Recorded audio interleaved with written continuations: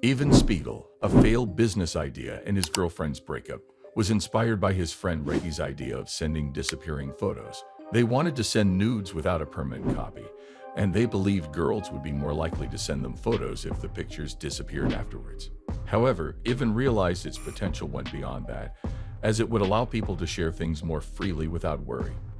They decided to split everything 50-50ths and started coding together.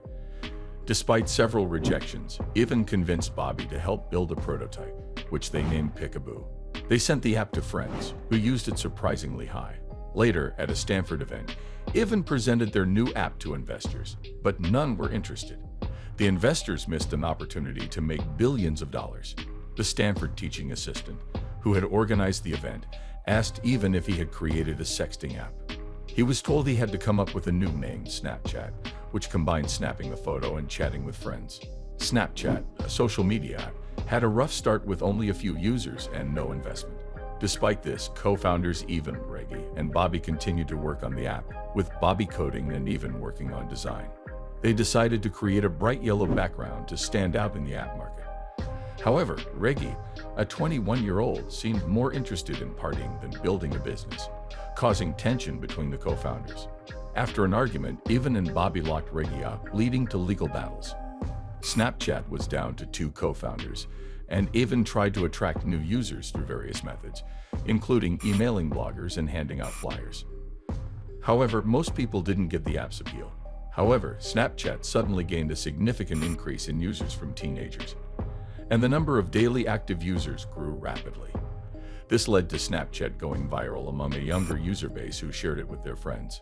Snapchat, unlike other popular social media platforms like Facebook and Instagram, felt like a private club for friends, allowing teenagers to send casual, authentic images without the pressure to create perfect versions. This led to increased usage and a more fun experience for users. Snapchat's rapid growth helped secure funding from investors, allowing Ivan to hire a larger team to grow the business. However, not everyone saw Snapchat as a legitimate communication tool, with many still viewing it as a gimmick or a sexting app. Snapchat's young users were particularly concerned about the sexting component, but it had a lot of use cases, such as sending photos of themselves with short captions, making it feel more personal. In 2014, Reggie, a founder of Snapchat, filed a lawsuit against Ivan and Bobby, claiming he was unfairly kicked out. Eventually, a settlement was reached, with Reggie receiving a lump sum payment in exchange for never speaking about Snapchat again. In October 2012, Snapchat users were increasing rapidly, with 20 million photos sent daily and video messages introduced. Mark Zuckerberg, who had been closely following Snapchat, invited Ivan to the Facebook campus and asked to buy the company. Ivan declined, saying they didn't want to sell. Mark showed Ivan a new app called Poke, which was a blatant copy of Snapchat. The implication was that users had to join Facebook or be crushed with their own version of Snapchat. Facebook had more money and users, so it could be the end of Snapchat. Ivan ordered a copy of The Art of War for every Snapchat employee. When Poke launched, Facebook's new clone app shot to the top of the App Store, but it quickly fell back down the rankings and faded into obscurity. Poke failed to catch on due to its lack of differentiation, and the fact that many people liked Snapchat because it was separate and closed off from their other social media accounts. Within a couple of years, Facebook would terminate Poke completely, without anyone really noticing. The incident with Snapchat gained significant publicity and demonstrated the potential of the disappearing photo concept.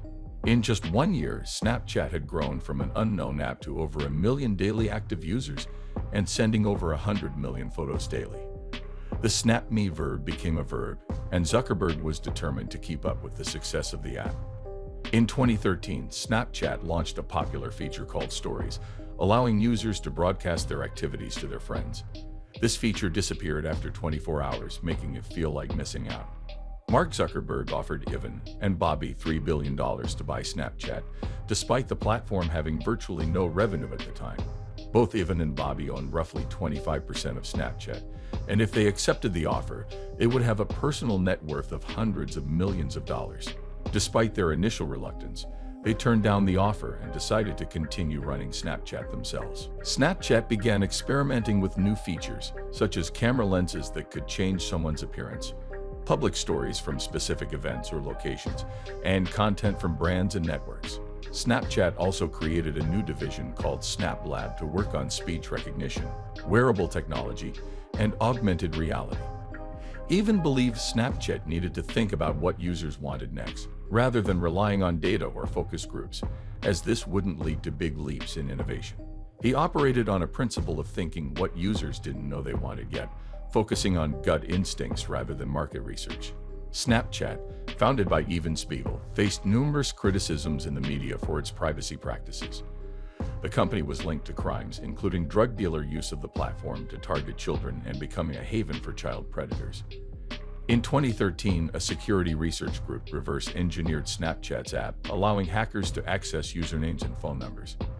The company also faced charges from the FTC over privacy concerns, as Snapchat collected more data than it claimed and snaps did not disappear as they were supposed to.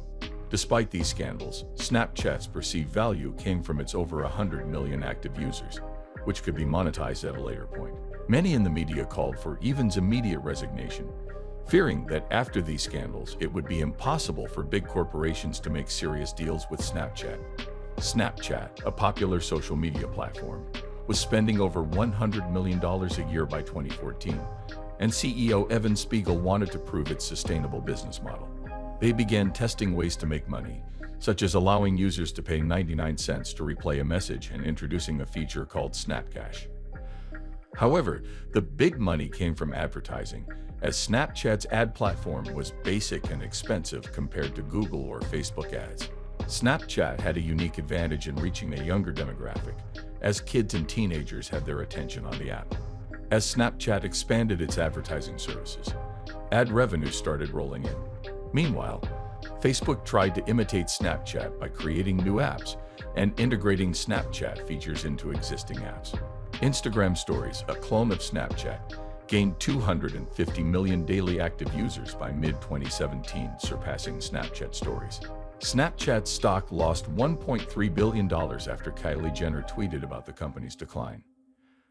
However, Snap Incorporated renamed itself in 2016 and began expanding beyond Snapchat. The company launched Snapchat Spectacles, a pair of sunglasses that record videos wirelessly sent to a user's chat account. Snap's heavy investment in augmented reality, AR, has led to the development of AR glasses that can change the world around you. They are working with brands to let people see what their clothing would look like if they were wearing them. Spectacles could become a new way to see the world, with unlimited creative possibilities. Snap's AR work, along with its acquisition of Bitmoji, could put them in direct competition with Facebook. This could lead to a new way to experience the world through AR glasses. Snapchat, a messaging app for kids, has been quietly innovating, making acquisitions, and investing in machine learning and artificial intelligence. Its demographic skews young, but it could be at the forefront of new technologies and changing reality experiences. Snapchat has been experimenting with copying, such as launching a TikTok clone called Spotlight. This is it for today, everyone. I hope you find the video interesting and informative, so do like and share the video with your friends. And don't forget to subscribe our channel and hit the bell icon to stay tuned with us. See you soon in the upcoming videos.